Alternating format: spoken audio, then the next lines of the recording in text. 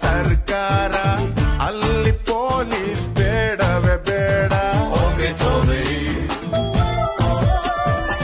ನಾಡಿಗೆ ನನ್ನ ಹೆಸರಿಡಬೇಕು, ಸ್ಕೂಲಲ್ಲಿ ನಂದು ಲೆಸನ್ ಇರಬೇಕು.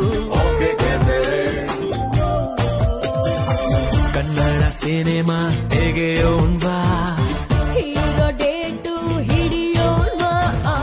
ಹೀರೋ ನಮಗೆ ಯಾಕೆ ಗುರು, ಚೆಕ್ಕು ಇಲ್ಲೇ ಇಲ್ವ ಗುರು.